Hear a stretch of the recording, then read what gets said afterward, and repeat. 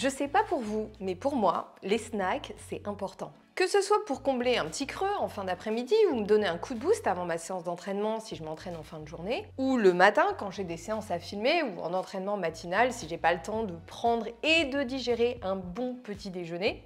Ça prend un petit peu de temps. Les snacks me sauvent la vie. Mais attention, pas n'importe quel snack. Si je mange des sucreries, peut-être que ça comblera mes envies de sucrer sur le moment, mais pas mon appétit ni mes besoins pour les heures qui suivent. Et c'est pareil pour vous. Que ce soit pour votre énergie, votre humeur, votre appétit ou vos envies de sucrer, la qualité de vos snacks va faire une grande différence. Mais attention, on y met du goût parce que le plaisir gustatif est aussi important. Alors, qu'est-ce qu'on met dans ces snacks? Des glucides de qualité pour l'énergie, si possible riches en fibres pour le microbiote et la charge glycémique. Et des protéines qui vont permettre déjà de compléter les besoins journaliers, de réguler la charge glycémique, l'appétit et apporter des acides aminés dont notre corps aura bien besoin pour fonctionner tout au long de la journée, notamment pour créer nos petits neurotransmetteurs dont j'ai déjà parlé dans ces 2 vidéos. Et puis on met aussi des acides gras de qualité. Alors, qui ne sont pas indispensables dans les snacks si les repas de la journée en apportent suffisamment, mais un petit plus pourrait être intéressant pour une meilleure régulation de la glycémie et une libération d'énergie prolongée, mais aussi pour une meilleure satiété. Et puis, pour le goût, parce que le gras, ça donne du goût, et dans des petits snacks gourmands, c'est important. Et ces snacks, aujourd'hui, on va les faire sous forme de boules. C'est pratique à transporter, vous pouvez les fractionner facilement pour ajuster votre consommation à vos besoins, et moi je trouve que c'est un excellent moyen d'allier nutrition et gourmandise dans un bon petit snack.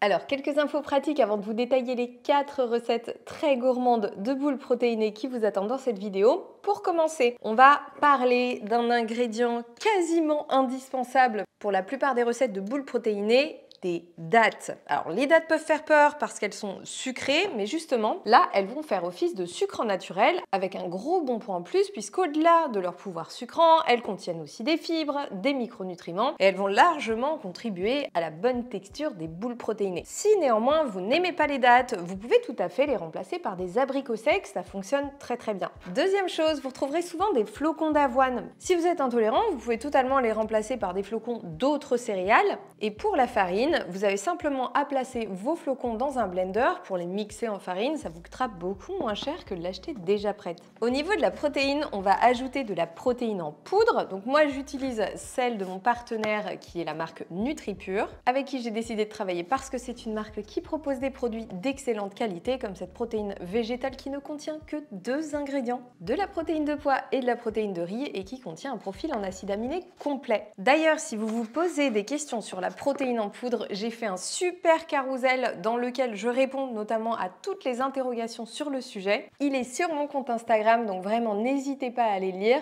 Et puis si vous voulez vous fournir en protéines de qualité, mais aussi en suppléments et en nutrition sportive, comme je travaille avec NutriPure, vous avez 10% de réduction sur votre première commande avec le code léger en passant par le lien qui vous attend en description, juste en dessous de cette vidéo. Autre ingrédient qui pourrait être très utile pour compléter ou pour remplacer potentiellement la protéine en poudre, il s'agit du peanut butter en poudre ou de la farine d'arachide déhuilée. Ça, c'est quelque chose que vous pouvez trouver assez facilement maintenant en ligne et éventuellement en boutique bio pour la farine d'arachide déhuilée. On la trouve dans certaines boutiques, pas dans toutes. Le principe de base est le même pour les 2 produits, sauf que dans le peanut butter en poudre, on a un petit ajout de sucre de coco en général, en tout cas pour cette marque-là, et aussi d'un petit peu de sel, alors que dans la farine d'arachide ou de cacahuète déhuilée, vous n'avez que la farine de cacahuète dont on a retiré la matière grasse pour en extraire une farine riche en protéines. Donc ça, c'est pas mal, soit pour remplacer la protéine végétale, mais attention, le profil en acides aminés est différent et la teneur en protéines est plus basse, mais ça reste une farine riche en protéines et en plus niveau texture, on peut faire plein de choses avec, dont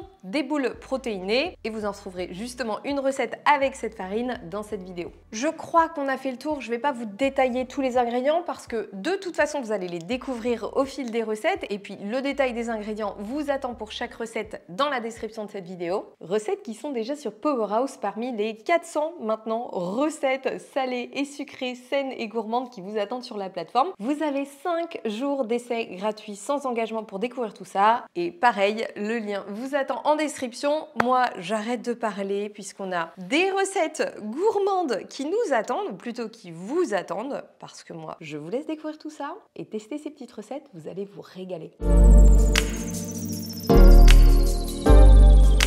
Pour cette première recette gourmande au café, on va commencer par déposer des dattes bien tendres dénoyautées dans le bol du robot de cuisine ou du hachoir. D'ailleurs, moi j'en ai acheté un nouveau après que mon précédent ait rendu l'âme et celui-ci est absolument génial. Je pense pouvoir dire qu'on peut faire à peu près tout avec. C'est un Moulinex. Je vous mets la référence en description. C'est pas du tout un partenariat, mais comme vous me demandez régulièrement quels appareils j'utilise et que celui-ci je le trouve très bien, et bien si ça peut vous être utile, tant mieux. J'ajoute de la farine d'avoine, du cacao maigre en poudre. Donc j'utilise des cuillères doseuses qui se trouvent très facilement en ligne ou en grande distribution, rayon cuisine. Et j'ajoute ma protéine végétale parfum chocolat pour cette recette. Et c'est totalement facultatif, mais pour les becs sucrés, on peut rajouter une cuillerée de sucrant. Moi j'utilise de l'érythritol qui est un édulcorant naturel. Je vous en ai déjà parlé dans la vidéo qui s'affiche sur l'écran. Donc c'est une excellente alternative au sucre que vous pouvez aussi remplacer par du sucre de coco ou dont vous pouvez simplement vous passer. Ensuite, du sirop pour le sucrant. Moi, j'utilise du sirop de Yacon qui contient beaucoup moins de sucre et qui est riche en fibres, mais on peut tout à fait utiliser du sirop d'érable ou du sirop de date ou même du sirop d'agave. Et de la purée de noix de cajou qui peut aussi être remplacée par de la purée de cacahuètes ou de la purée d'amande. Et pour finir, un shot de café bien fort pour le goût ou alors du déca. Surtout si vous voulez réussir à dormir après avoir mangé une de ces délicieuses Bliss Balls. Et là, il n'y a plus qu'à mixer pour obtenir une pâte homogène et bien compacte.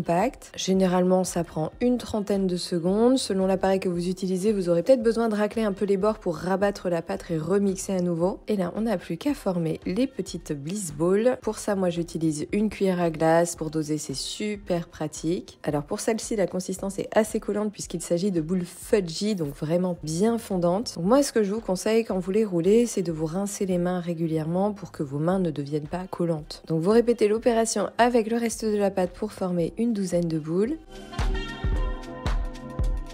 Et voilà, des Bliss Balls délicieuses avec une consistance bien fudgy qui sera parfaite pour vos petites envies de sucré, tout en vous apportant une bonne dose de nutriments. Et si vous voulez qu'elles soient un petit peu plus dures, n'hésitez pas à les placer quelques instants au congélateur ou même à les conserver directement dans celui-ci.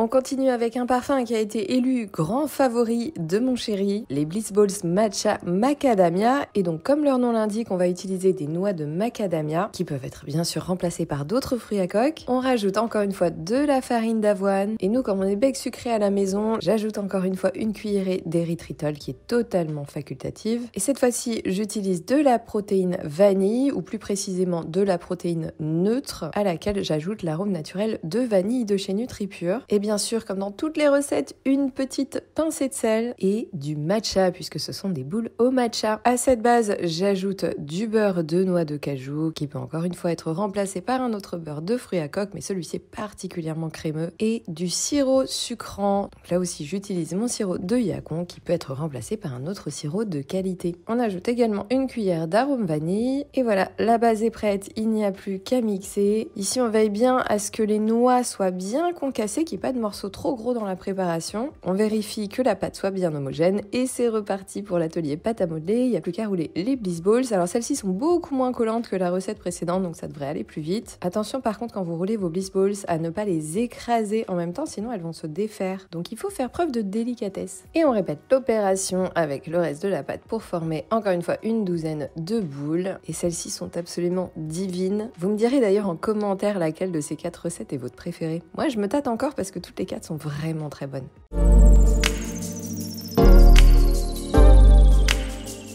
Et on part maintenant sur une recette un peu plus fruitée qui est une déclinaison des recettes des boules au citron qui se trouve aussi sur Powerhouse. Donc pour celle-ci, on utilise à nouveau des dattes dénoyautées, des noix de cajou qui peuvent être remplacées par des noix de macadamia ou autres fruits à coque. Et très important, on ajoute des zestes de citron et de citron bio, dans ce cas ce sera beaucoup mieux. Et puisque ce sont des boules au citron, on va ajouter aussi du jus de citron, un petit peu d'arôme vanille et de la noix de coco râpée avec bien sûr de la protéine encore une fois, puisque le but c'est que ces Bliss Balls vous apportent un petit peu de protéines, une petite dose de protéines. Donc là encore une fois, j'utilise la base neutre à laquelle j'ajoute l'arôme naturel de vanille. Évidemment, si vous avez de la protéine vanille directement, vous l'utilisez, ce sera très bien. Ensuite, je rajoute des graines de chia moulues. Si vos graines de chia ne sont pas moulues, passez-les quelques instants au blender à haute vitesse ou si vous avez un moulin à café, ça fonctionnera aussi très très bien. Et une fois qu'elles sont moulues, vous pouvez les garder jusqu'à 6 semaines au réfrigérateur dans un bocal hermétique. À ça, encore une fois, je rajoute un peu d'érythritol. sel. Et je pense pas toujours à le dire, mais il y a toujours la petite pincée de sel qui est très importante pour donner du goût, même aux recettes sucrées. Et là, c'est reparti, on mixe. Encore une fois, pour obtenir une préparation bien homogène. D'ailleurs, n'hésitez pas à rajouter un petit peu de jus de citron si vous voyez que la pâte est trop sèche. Mais normalement, avec les quantités que je vous ai données, ça devrait parfaitement fonctionner. Ici, on presse bien fort la pâte pour l'agglomérer avant de la rouler en boule, sinon elle risque de pas se tenir. Et c'est reparti, on roule nos petites boules. Cette fois-ci, vous en aurez 14 et leur saveur citronnée devrait beaucoup vous plaire.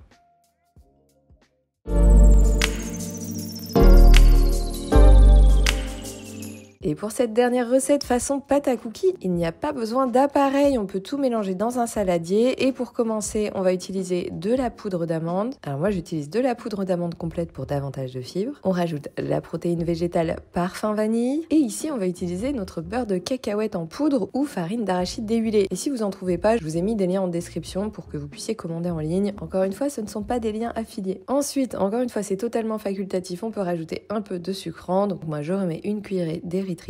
Et franchement, les cristaux donnent une petite touche de croquant qui est vraiment agréable dans cette recette. Et bien sûr, comme toujours, on n'oublie pas la petite pincée de sel. On mélange un petit peu les ingrédients secs et on rajoute de la purée d'amande ou de la purée de cacahuètes ou encore une fois, une purée de tout autre fruit à coque de votre choix. Je pense qu'une purée de noisettes dans cette recette devrait être très bonne. Et dans la première aussi d'ailleurs. Ensuite, on rajoute du sucre en liquide. Donc moi, j'ai utilisé les dernières gouttes de mon sirop de Yacon. Je pense qu'il va falloir que je vende ma voiture pour aller en racheter.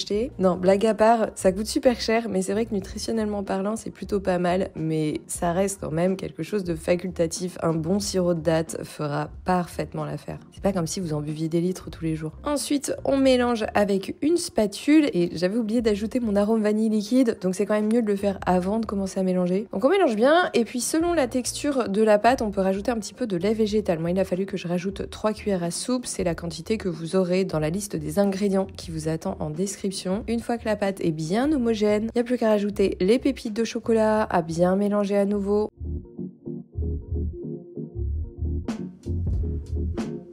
Et c'est reparti pour rouler les petites boules. Ici aussi, il faut bien presser la pâte avant de commencer à rouler les boules. C'est vraiment ce qui vous permettra de faire en sorte qu'elles se tiennent bien. Ces petites boules sont super gourmande. Si vous aimez la pâte à cookies, moi personnellement je suis fan, vous allez vous régaler. Je pense qu'avec un petit café au lait d'avoine, ça devrait très bien passer. D'ailleurs, je vais vite tester ça.